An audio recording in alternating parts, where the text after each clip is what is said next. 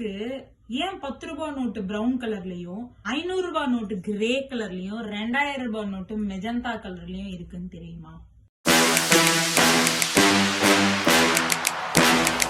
இதெல்லாம் யாரு டிசைட் பண்றா அப்படின்னு பார்த்தா RBI, reserve bank of India, government of இந்தியாவோட சேர்ந்து இந்த கலர் சைஸ் இதெல்லாம் டிசைட் பண்றாங்க.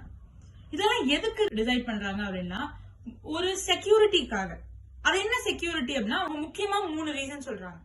இந்த கலர் மாற்றம்லாம் எப்ப ஆரம்பிச்சது அப்படின்னா டிமானிட்டைசேஷன்னால.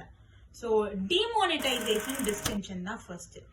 இந்த வெவ்வேறு கலர்ல நோட் இருந்தா பிரவுன் கலர்ல இருக்கிறதுனா 10 ரூபாய் நோட்டு, லைட் பச்சைனா 20 ரூபாய் நோட்டு, 2000 ரூபாய்னா மெஜந்தா கலர்ல இருக்கும் அப்படிங்கறது நம்மளுக்கு தெரியப்படுத்தும்.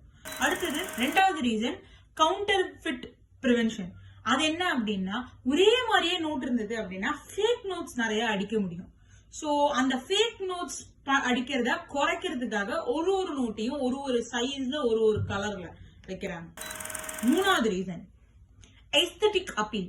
அது என்னப்பா கலர் கலரா இருக்கு, எஸ்தெட்டிக்கா என்ன இருக்கும் அப்படின்னா இது நம்மளோட இந்தியன் கல்ச்சர் அண்ட் ஹெரிட்டேஜோட இருக்கிற ஒரு டிசைனரா அவங்க இந்த மாதிரி நோட்ஸ்ல வைக்கிறாங்க.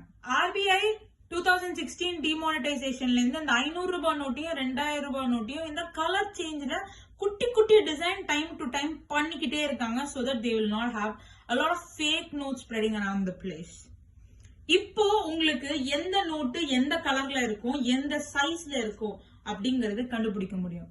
இது ஒரு விதத்துல பார்த்தா இந்த கண்ணு தெரியாம இருக்காங்க, the blind people, the people who are disabled, இந்த பீப்புள் எல்லாருக்குமே இந்த நோட் ஐடென்டிபிகேஷன் தெளிவா தெரியும். அவங்களுக்கே ஹெல்ப்ஃபுல்லா இருக்கும். இவ்வளவு சைஸ்ல இருந்தா இந்த நோட்டு, இப்படி இருந்தா இன்னொரு நோட்டு, கொஞ்சம் ஹைட்டா ரொம்ப குவாலிட்டியா இருந்ததுன்னா இன்னொரு நோட்டு அப்படின்னு அவங்களால ஐடென்டிஃபை பண்ண முடியும்.